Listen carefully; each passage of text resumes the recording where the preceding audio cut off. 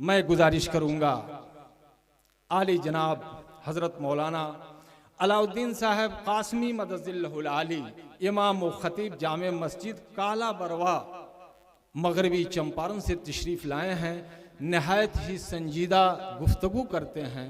मैं उनसे अदब के साथ गुजारिश करूँगा कि वे माइक पे तशरीफ़ लाएं, हमें और हमारे सामीन कराम को अपने मुआइज़ हसना से नवाजें। जनाब हज़रत मौलाना अलाउद्दीन साहब कासमी मदज़िल्लहुल आली इमाम व ख़तीब जामे मस्जिद काला बरवा मगरबी चंपारण। शुक्रिया, बहुत बहुत शुक्रिया।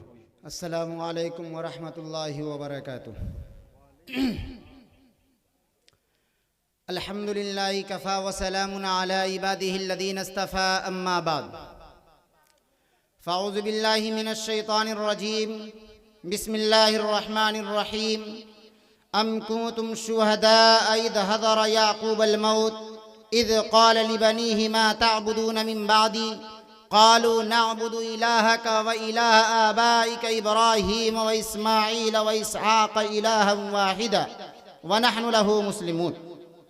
क़ाल नबी सल्लल्लाहु अलैहि वसल्लम इज़ा अफ़सह औलादुकुम अल्लिमूहु ला इलाहा इल्लल्लाह औ कमा क़ाल अलैहि सलातु वस्सलाम। मुअज़्ज़ज़ सामीन किराम, सबसे पहले मैं यहाँ के रहने वाले और अपने उन तमाम सामीन हज़रात का तहे दिल से शुक्रिया अदा करना चाहूँगा कि इस ऐलान को सुन करके आप यहाँ तशरीफ़ ले आए। अल्लाह तबारक व तआला आपके आने को कबूल फरमाए। जिन हज़रात ने इस प्रोग्राम को सजाने में चाहे जिस एतबार से ताउन किया हो, चाहे पैसे से किया हो, चाहे वक्त से किया हो, चाहे अपने सामान से किया हो, अल्लाह तबारक व तआला हर एक को कबूल फरमाए। मैं आप लोगों से अपनी बात रखने से पहले ये ज़रूर कहूँगा और आपसे ये आहद लेना चाहूँगा कि हम एक नबी की नाम पे, एक अल्लाह के कलाम के नाम पर यहाँ इकट्ठा हुए हैं। हम ये आहद करें, आवाज़ थोड़ी कम कर दीजिए, बहुत ज़्यादा है। हम ये आहद करें कि अगर शरीयत की कही हुई बात, शरीयत ने जिसका मुतालबा किया है हमसे, और वो चीज़ हमारे अंदर नहीं है और किसी आलिम या मौलाना ने बताया, तो इंशाअल्लाह हम उसे मानने की कोशिश करेंगे। और अगर कोई ऐसी बात हमारे अंदर आ गई है इको कम करो।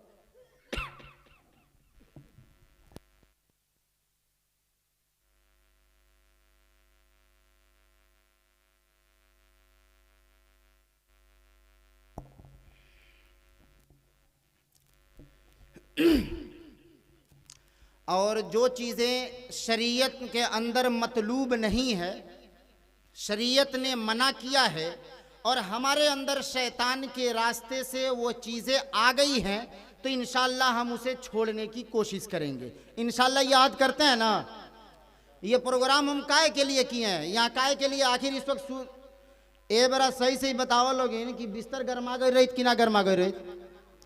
सब लोग रजाई ओढ़ के फर्स्ट क्लास कंबल में एबारा सुतर रही कि ना सुतर रही।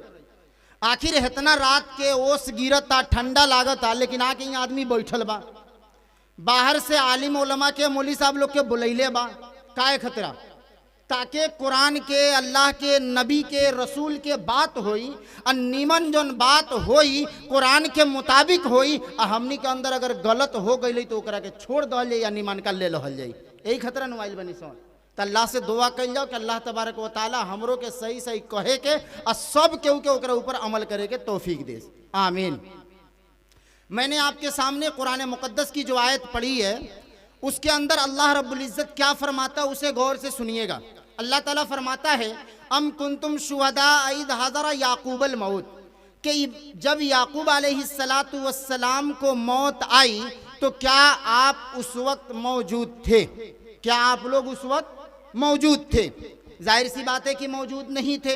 याकूब अलैहिस्सलातु वस्सलाम अपने बच्चों से क्या कह रहे हैं, मा ताबुदून मिन बादी, कि मेरे बाद, ऐ मेरे बच्चों सुनो, इधर आओ, अभी तक मैं जिंदा था, मैं तुम्हारी निगरानी करता था, मैं तुम्हें देखता था, तुम कहाँ जा रहे हो, क्या कर रहे हो, किससे मिल रहे हो, अमल तुम्हारा कैसा है, तुम्हारा किरदार कैसा है, तुम्हारा चलना कैसा है, तुम्हारा बैठना कैसा है, ये सब कुछ मैं देख रहा था। लेकिन अब देख रहा हूं कि मैं दुनिया से जाने वाला हूं, मैं पर्दा फरमाने वाला हूं, लेकिन हमारे बाद तुम जिंदा रहोगे, तुम इस दुनिया के अंदर रहोगे। जरा हमें ये तो बता दो, मा ताबुदून मिन बादी, कि मेरे चले जाने के बाद तुम किसकी इबादत करोगे, किसकी परस्तिश करोगे, किसकी पूजा करोगे, किसके सामने जाकर के सर झुकाओगे, अपनी जरूरतें किससे मांगोगे, अपने लिए किससे दुआ करोगे, अपनी शिफा के लिए, अपनी मर्ज के लिए किसके सामने हाथ उठाओगे। मा ताबुदून मिन बादी, तुम किसकी इबादत करोगे।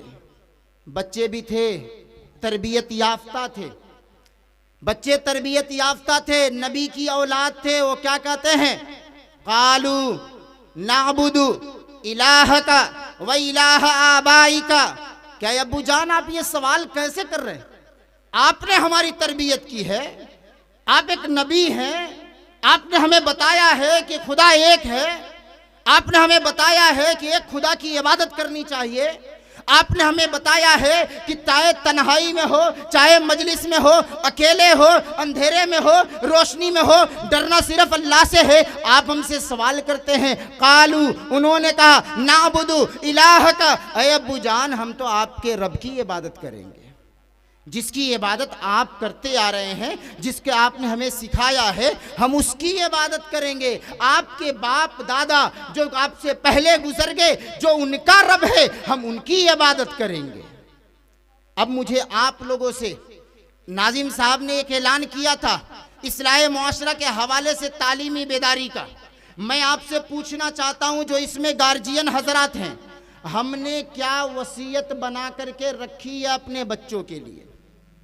एक नबी हैं, जब दुनिया से जाने के करीब वक्त आ रहा है तो अपने बच्चों से पूछ रहे हैं बतौर इम्तिहान के, मा ताबुदून मिन बादी, तरबियत करने के बाद, सब कुछ सिखाने के बाद, आज हम गार्जियन हजरात अपने बच्चों के लिए क्या इंतजाम किए हैं, हमने अपने बच्चों को क्या सिखाया है, हमने अपने बच्चों को क्या बताया है, क्या हमने अपने बच्चों को बताया है कि अल्लाह एक है, हर चीज पर कादिर है, वही मौत देता है, वही जिंदगी देता है, वही बीमारी देता है, वही शिफा देता है, जमीन से गल्ला वही उगाता है, आसमान से पानी वही बरसाता है। क्या हमने अपने बच्चों को सिखाया है कि नबी किसे कहते हैं, नबी का मर्तबा क्या है, नबी की सुन्नत क्या है, नबी का तरीका क्या है। क्या हमने बताया है कि मरने के बाद कब्र के अंदर हिसाब किताब होना है। क्या हमने बताया है कि मरने के बाद एक दूसरी दुनिया है जहां जाना है, हिसाब किताब देना है, उसके बाद हमें या तो जन्नत मिलेगी या जहन्नम मिलेगी। क्या हमने बताया है, मरने से पहले हमने सिखाया है। यकीन जाने 90% लोगों का यही जवाब होगा, मौलवी साहब हमारी तवज्जो तो इस तरफ है ही नहीं, हम तो इस तरफ ध्यान ही नहीं दे रहे, हमने तो कभी ये सोचा भी नहीं है। मैं आपसे ये बताते चलूं कि इंसान दुनिया के अंदर अपनी जिंदगी गुजार रहा है। मैंने एक नबी का वाकया आपके सामने पेश किया है। जब इंसान की जिंदगी आधे से जायद 35-40 साल जब गुजर जा रही है, उसके दिमाग में और उसके दिल में सिर्फ एक ही फिक्र लगी हुई है, वो क्या कि कुछ जमा कर दूं, कुछ इकट्ठा कर दूं, घर जो है सही से नहीं है बनवा दूं, ढलवा दूं, प्लास्टर करवा दूं, एक आध बिगहे जमीन हो जाए, 2-4 बच्चे हैं, गाड़ी ओड़ी खरीद दूं, चलने के लिए आसानी हो जाएगी। सिर्फ फिक्र यही लगी हुई है कि मेरे मरने के बाद मेरे बच्चे कैसे जिंदगी गुजारेंगे, उनके लिए कुछ साजो सामान हम यहाँ पर मुहैया कर दें ताकि हम दुनिया छोड़ करके जाएं तो हमारे बच्चे आसानी से अपनी जिंदगी गुजार सके। ये फिक्र लगी है कि नहीं लगी है? आप में से बहुत से लोग जानते भी होंगे, देखे भी होंगे और सोनार के दुकान पर गए भी होंगे। मैं बता रहा हूं, अपने यहाँ अपने माहौल में अगर किसी के घर बेटी पैदा हो जाए और 2 साल 3 साल 4 साल की अभी हो रही है, तो मालूम हुआ कि सोने का भाव जो पहले 58,000 था अभी 48,000 पे आ गया है। और उसके पास जो है पैसे हैं, अब वो क्या करता आदमी, किसी ऐसे आदमी को जो होशियार और चालाक समझे जाते हैं मोहल्ले में, कहता है तनी चलियो। कहाँ चले के बा? मार्केट में सुन्नी है सोना के दहाव गिर गइल बा, छौड़ी खतरा, तनी सोचत रहनी है एगो कान में के बल्ला बनवा देती। अब सामने वाला पूछ रहा है कि भाई तार तो बेटी भइले 2 साल ना भइल तले तू बल्ला का करबो? तो वो आदमी का जवाब देता है, मर्द नइखा जाना, दिन जमाना जानते बड़ो, एबर हाथ पर पैसा बा, सोचा तानी कि तनी एगो बलवे बनवा दी ताकि बियाहवा के बेरा आसानी से ओकर बियाह में खर्चा जौन होके बच जाए। सोच रहे कि नहीं सोच रहे? फिक्र है कि नहीं फिक्र है? लेकिन उनसे जरा पूछिए कि आपका बच्चा 4 साल का हो गया, कलमा जानता है, दरूद जानता है, तहियात जानता है, नमाज जानता है, ये सब कुछ जानता है, अलहमदो पढ़ता है। अरे मौली साहब तू के तरह बतियाओ, तेरा 4 साल के तब भइबे कइल, तनी सौरी सज्ञान हो जाए दो, तनी सौरी बड़ हो जाई, 7-8 साल के हो जाई तो ओकरा के भेजम। अरे कौन मुश्किल बा, कुराने नु पढ़े के बा, उर्दू तनी मनी जाने के बा, तले जेल भेजले बानी, हमें इंग्लिश मीडियम में जाला, ABCD सब सुना देला, ए से जेड ले फराफर पढ़ेला, 1-2 अंग्रेजी में 100 ले सुना देला, कहो अबे बोला के सुनवा दी ना, ना अंग्रेजी मत सुनवाइए, खाली तनी ओकरा से कहो ना पहला कलमा सुना दे, फिर वे सवाल करता रहो। अरे ओकरा से हटा ना, वो तो बाद में सीखिए ली, ए बरा सिखावे के ई बा। अल्लाह के नबी अभी आप सुनते आ रहे, उसी वक्त से नात भी नबी की तारीफ में सुन रहे हैं, और हमारे हजरत का बयान भी उन्हीं की सीरत के ऊपर हुआ। नबी क्या फरमाते हैं, इदा अफसहा औलादुकुम, जब तुम्हारा बच्चा बोलने लगे, अल्लिमुहु ला इलाहा इल्लल्लाह, कि उसे क्या सिखाना है, ला इलाहा इल्लल्लाह सिखाना है। लेकिन नाना हमें तो वो सिखाना नहीं है, अभी बच्चा पेट में है, माँ के पेट में बच्चा पल रहा है, हमें सिखाना क्या है, उसे गीबत सिखानी है, हमें सिखाना क्या है, चुगली सिखानी है, हमें सिखाना क्या है, झूठ सिखाना है, हमें सिखाना क्या है, गाने सिखाने हैं, हमें सिखाना क्या है, गंदी तस्वीरें दिखानी है, उसके दिल में बैठाना है। और ये तमाम के तमाम काम हमारी वो बहू बेटियां, हमारी माँ और बहनें कर रही हैं, जिन्हें नहीं करना चाहिए। नेक औलाद, साले औलाद बनानी चाहिए, तालीम देनी चाहिए, लेकिन ना शुरुआत से देखते चले जाइए। शुरुआत से बच्चा 6 महीने 7 महीने का हुआ, माँ को चला नहीं जा रहा, तकलीफ हो रही है, सही से सोया नहीं जा रहा, तकलीफ हो रही है, दिन में कोई मिल नहीं रहा बात करने के लिए, क्या करे? मालूम ये हुआ कि तनी सा रिचार्ज करवा दिया डाटा वाला, जाने में कम से कम 2-3 GB मिल जाए, का होई भाई ये बेरा?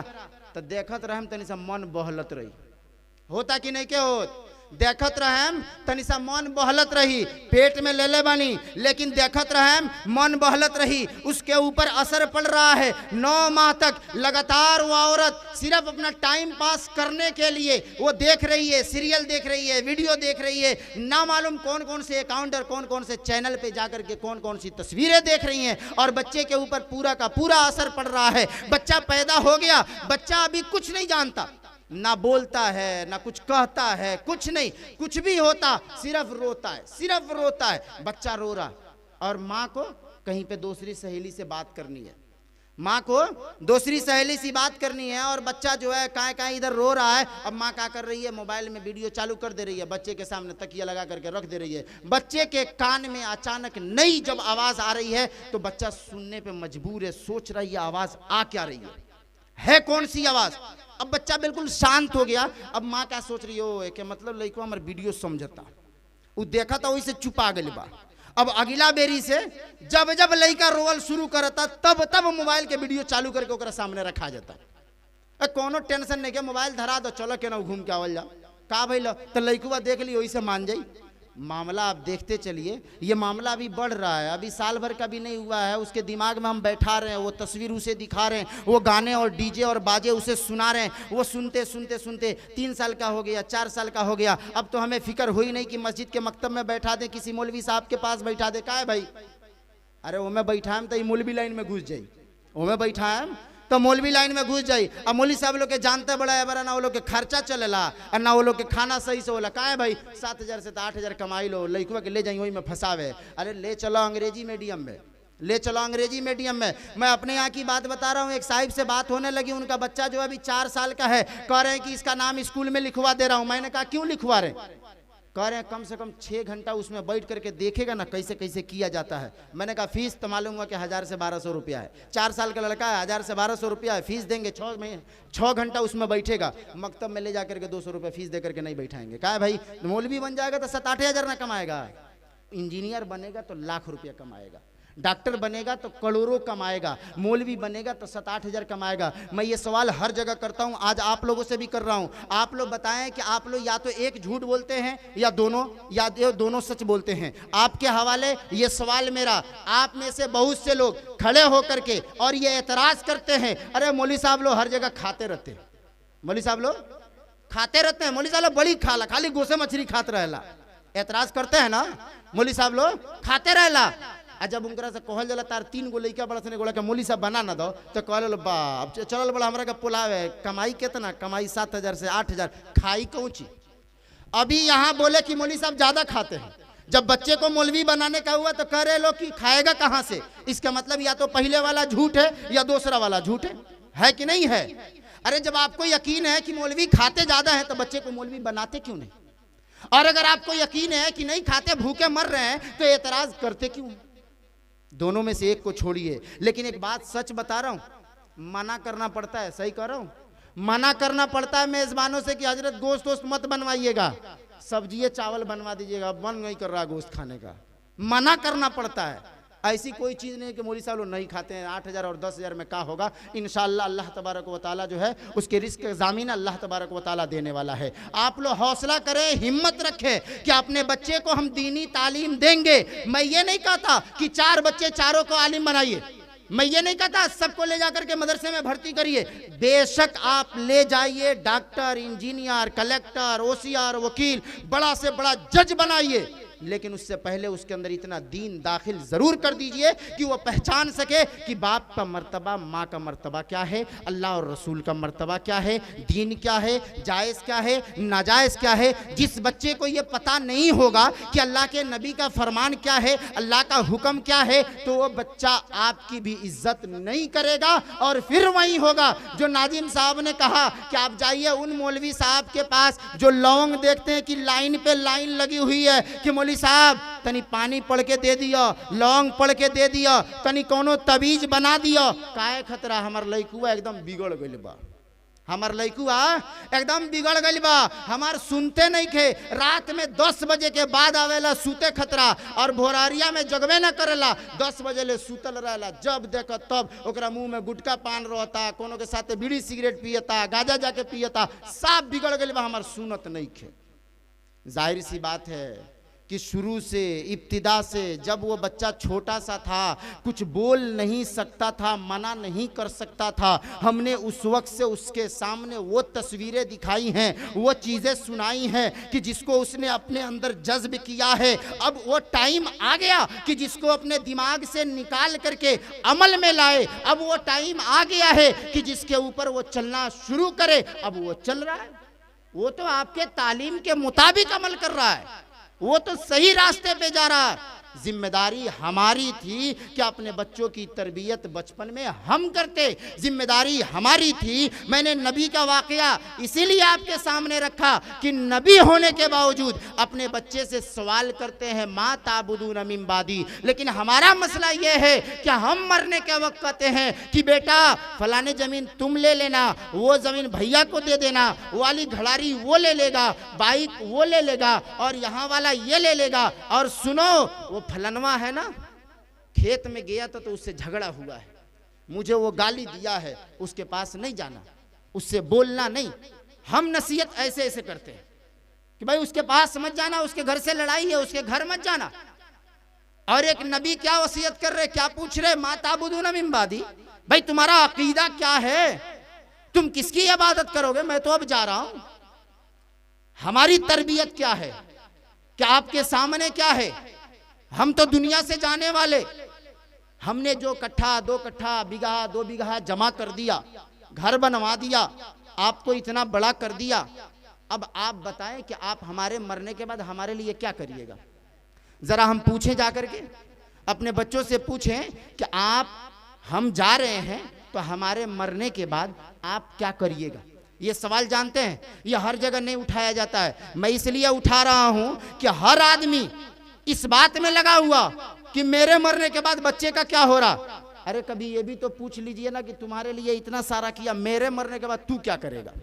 ये सवाल पूछ करके देखिए, आपको बात समझ में आ जाएगी। मैं इसलिए कह रहा हूं कि आज हमारे अंदर तालीम की इतनी कमी है कि तालीम से नाआशना होने की वजह से, तालीम से बच्चे दूर होने की वजह से उन्हें यह भी समझ में नहीं आता हमारे कमाने की उम्र क्या है, हमें क्या करने की उम्र क्या है। उनके पास इतनी तमीज़ नहीं होती है कि बाप का मर्तबा क्या है, माँ का दर्जा क्या है, बड़े भाई का दर्जा क्या है, गाँव का अगर कोई बड़ा है उससे बात कैसे करनी है। अगर हमारे अंदर तालीम होगी, हमारे अंदर शिक्षा होगी, तो इंसान जानेगा, समझेगा, बुझेगा कि अपने वालिदैन के साथ हमारा मामला कैसा होना चाहिए। अगर आज तालीम नहीं है, हम अपनी जिंदगी काट लिए, जैसे तैसे कट जाएगी जिंदगी, जैसे तैसे कट जाएगी। बहुत से लोग आज इस रात में, 7 दिसंबर की रात में, बहुत से लोग खस्सी और मुर्गे की मीट खा करके सो रहे होंगे। उनका भी इसी अंदाज से वक्त गुजर रहा होगा। जो अभी टाइम हो रहा है उनके लिए भी वही टाइम होगा। और जो हजरात भूखे प्यासे, पानी भी नहीं मिला होगा, सो रहे होंगे, उनका भी वक्त कट रहा होगा। ऐसा नहीं है कि जो भूखे हैं रात ठहर गई है, रात लंबी हो गई, और जो खस्सी का खाया उसके लिए रात छोटी हो गई, जल्दी से गुजर गई। ऐसा नहीं है, बराबर है। अल्लाह तबारक व तआला का ये दस्तूर बराबर है। दिन भी उसके लिए बराबर है, रात भी उसके लिए बराबर है। मालदार है बराबर है, गरीब है बराबर है। लेकिन फर्क है तो सिर्फ ये है कि अगर एक आदमी पढ़ा लिखा है तो उसकी जिंदगी दूसरी है, और जो जाहिल है उसकी जिंदगी दूसरी है। अगर आपके पास इल्म नहीं है, शिक्षा नहीं है, आप ये समझे कि दुनिया के अंदर आपसे निचले दर्जे का कोई भी नहीं है। अगर आप जाहिल हैं, आप नहीं जानते, चाहे वो किसी भी धर्म के मानने वाले हों, मैं बोल रहा हूं चाहे वो किसी भी धर्म के मानने वाले हों, अगर उनको अपने धर्म का इल्म नहीं है, उससे वो जाहिल है, तो समझो उनकी जिंदगी बेकार जा रही है। अपने धर्म के बारे में हमें मालूम नहीं, हमारी शरीयत के बारे में हमें मालूम नहीं, हमारा खुदा क्या कह रहा, हमारा अल्लाह हमसे क्या चाह रहा, नबी के तरीके क्या है, कुरान और हदीस के फरमान क्या है, हमें पता नहीं। ये जिंदगी हमारी कट रही। जिंदगी तो एक जानवर की भी कट जाती है, एक जानवर की भी तो जिंदगी कट जाती है। फर्क तो यही है ना, हम इंसान हैं, हम बोलने वाले हैं, समझने वाले हैं, देखने वाले हैं। हमारे अंदर ये सिफात, ये क्वालिटी, इसी वजह से तो इंसान को अशरफुल मखलूकात बनाया गया। यही तो वजह है ना कि इल्म के बिना पर हजरत आदम अलैहिस्सलातु वस्सलाम को सबसे ऊंचा मकाम दिया गया। वअल्लम आदम अल अस्मा कुल्लहा सुम्मा अरदहुम अलल मलाइकति फक़ाल अंबियूनी बिअस्माइ हाउलाई इन कुंतुम सादिक़ीन। क्या मामला था? फरिश्तों के सामने पेश किया। फरिश्ते बोले कि ना अल्लाह, जितना हम जानते हैं बस उतना ही बता सकते हैं, इससे ज़्यादा हम नहीं जानते हैं। हज़रत आदम अलैहिस्सलातु वस्सलाम के सामने पेश किया गया, उन्होंने तमाम चीज़ों के नाम बता दिए। उनके पास वह इल्म था, इल्म की दौलत इल्म के पास था, इसकी वजह से वो बुलंद हो गए। उसके आगे चलिए, अल्लाह तबारक व तआला हम सब के आका व मौला ताजदार मदीना अहमद मुज्तबा मोहम्मद मुस्तफ़ा सरकार दो आलम सल्लल्लाहु अलैहि वसल्लम को सबसे पहला क्या हुक्म दे रहा? इक़रा इक़रा बिस्मि रब्बिकल्लज़ी खलक, पढ़िए, पढ़ने का हुक्म है। अल्लाह क्या कर रहा? अर्रहमान अल्लमल कुरान खलक़ल इंसान अल्लमहुल बयान। हर जगह आप उठाइएगा। शुरुआत, हमारी कामयाबी, हमारी बुलंदी, अगर हम कामयाब हैं, अगर हम बुलंद हैं, अगर दुनिया में आगे बढ़ना चाहते हैं, अगर कामयाब होना चाहते हैं, दूसरों से ऊपर चढ़ना चाहते हैं, तो उसके लिए ज़रूरी है कि हमारे अंदर इल्म होना चाहिए। उसके लिए ज़रूरी है कि हमें दीनी तालीम आनी चाहिए। उसके लिए ज़रूरी है कि हमें शरीयत का इल्म होना चाहिए। हमें ये जानना चाहिए कि शरीयत हमसे क्या चाहती है। आज हमारे बच्चे 2 साल, 3 साल, 4 साल, 5 साल के हो गए, हमें कोई फिक्र नहीं है, हमें कोई दिलचस्पी नहीं है। मैं आज इस प्रोग्राम के हवाले से आप तमाम हजरात से ये गुजारिश करना चाहता हूं, ये कहना चाहता हूं कि आप हजरात जहां ठंडी के मौसम आने से पहले पहले अपने बच्चे के लिए स्वेटर और जैकेट, जूते और मोजे का इंतजाम करते हैं, आप उसके बड़े होने और उसकी मौत आने से पहले पहले उसके अंदर शरीयत के इल्म की भी आप कोशिश करिए। मैं आपसे ये गुजारिश करता हूं कि जिस तरीके से आप ये फिक्र करते हैं कि मेरा बच्चा या बच्ची किस तरीके से आज रात में खा करके सोएगा या सोएगी, आप इस बात की भी फिक्र करिए कि मेरा बच्चा या बच्ची किस तरीके से नबी की सुन्नत को जान पाएंगे। आप इस बात की जरूर फिक्र करें कि हमारा बच्चा किस तरीके से कुरान को पढ़ पाएगा। और ये बात मैं इसलिए कह करके जाना चाहता हूँ, ये इस वजह से कहना चाहता हूँ आपके सामने कि अगर हमारा बच्चा, हमने आज अगर उसे दीन सिखा दिया, उसे कुरान सिखा दिया, उसे हमने हदीस बता दिया, उसे नमाज और रोज़े सिखा दिए, तो याद रखिएगा कल हमारे मरने के बाद वह औलाद हमारे काम आएगी, वह औलाद हमारे काम आएगी। मैं ये बात अपनी तरफ से नहीं कहता, अल्लाह के नबी फरमा करके गए हैं कि इंसान जब दुनिया से चला जाता है, जब उसकी मौत आ जाती है और वो दुनिया छोड़ जाता है, उसके आमाल के सिलसिले बंद हो जाते हैं। अब वो ना नमाज पढ़ सकता है, ना रोजे रख सकता है, ना ज़कात दे सकता है, ना हज कर सकता है, ना नफली कोई इबादतें कर सकता है, तस्बीहात वगैरह कुछ नहीं पढ़ सकता। अब वो मोहताज है दुनिया वालों की, सवाब के एतबार से अपने आमाल का मोहताज है। अगर उसके आमाल अच्छे हुए तो जन्नत वाली बशारत मिलेगी, अगर उसके आमाल ख़राब हुए जहन्नम वाले उसको सजा उसके बारे में सुनाया जाएगा। तो मैं इसलिए बता रहा हूँ, इंसान वहाँ पर मोहताज है, लाचार है, बेबस है। आज एक बाप, एक माँ अपनी औलाद के लिए, माँ से जाकर के पूछिए, जिस में यहाँ नौजवान बैठे हुए हैं, माँ जब खाना देती है तो बोलती है बेटा खा ले, बेटा आ तू खा ले। बेटा अगर पूछ भी दे, अव्वलन तो हमें तौफीक भी नहीं होती कि माँ तूने भी खाया या नहीं खाया, हम तो पूछते भी नहीं। और अगर भाई दुबे कुछ सलीकेमंद अगर औलाद है और पूछ भी दे माँ तूने खाया, माँ का फौरन जवाब मिलता है बिला सोचे समझे, बेटा कोई बात नहीं तू खाना शुरू कर, हाँ हमारा हो गया। माँ फौरन बोलती है, सब कुछ बर्दाश्त कर रही है, आपको खिला रही, भूखे रहे। बाप जो है जाकर के काम कर रहा, पसीने बहा रहा, खून बहा रहा, सब कुछ एक कर रहा, धूप सर्दी गर्मी सब में खट रहा। वो बाप कहीं पे जरूरत पड़ रही झूठ बोल रहा है, कहीं पे मार मारी कर रहा है, कहीं पे जाकर के किसी से लड़ाई कर रहा है। किसके लिए कर रहा है? किसके लिए कर रहा है? अपनी औलाद के लिए कर रहा है। और वही बाप दुनिया से चला गया, अल्लाह तबारक व तआला ने उसकी मुद्दत पूरी करने के बाद अपने पास बुला लिया। अब जो औलाद जिसके लिए मशक्क़तें उठा करके गया है, जिसके लिए सब कुछ छोड़ करके गया है, घर बार छोड़ करके गया, खेत छोड़ करके गया, घड़ारी छोड़ करके गया, बैंक बैलेंस छोड़ करके गया, अब वह औलाद अपने बाप के हक़ में क्या करती है? अगर वह औलाद पढ़ी लिखी नहीं है, शरीयत नहीं जानती है, कुरान और हदीस नहीं जानती है, नमाज रोज़े नहीं जानती है, तो क्या करती? सिर्फ शब बारात में अपने बाप को, अपनी माँ को 5 फकीरों के जरिए याद करती है और 5 फकीरों को खिला करके समझती है कि हमने अपना पूरा कर्जा उतार दिया। यही ना होता है? 40 दिन पे 40 लोगों को बुलाकर खिला दिया, यही ना करते हैं? हम खुद सोचे ना, हमारी उम्र इतनी ज्यादा हो गई, हमारे बाप दादा हमारे लिए उतना छोड़ करके गए हैं, तो हम अपने बाप दादा को कई मर्तबा जाकर के नमाज में याद कर रहे हैं। सोच लें अपने आप से, हम मिसाल देख लें कि हम अपने बाप दादा को साल भर में कई मर्तबा याद कर रहे हैं, जाकर के नमाज पढ़ रहे हैं, हाथ उठा रहे हैं, या अल्लाह हमारे वालिदैन हमारे ऊपर बहुत शफकत करते थे, या अल्लाह हमारे वालिदैन हमें बहुत मेहनतों से पाला बड़ा किया, पढ़ाया, या अल्लाह तू उनकी मगफिरत फरमा दे। हम कई मर्तबा जाकर के अल्लाह से कह रहे हैं। आप जरा सोचें कि हम उस जमाने के थे। लोग कहते हैं कि अब जमाना बिगड़ल जाता, पहले के लोग बड़ी नीमन नीमन होत रहा। अब बताओ, लेकिन जब हमनी वो जमाना कहीं सन जाना बरा लोग नीमन नीमन होत रहा, तो हमनी के ई हाल बा कि सबे बारात जुम्मा के दिन मूड़ी पर दस्ती रख के कहीं पहुंच गए निसन, तो पहुंच गए निसन ना, तो वो कोनो ठिकाना नहीं खे। अब मंगनी सन कौची, जैसे इमाम साहब कहलन अल्लाहुम्मा सल्ली, तो हाथ उठावो और कुछ बोला मत, और जैसे इमाम साहब कहन बिराहमती का चूचू करके वहां से निकल जा।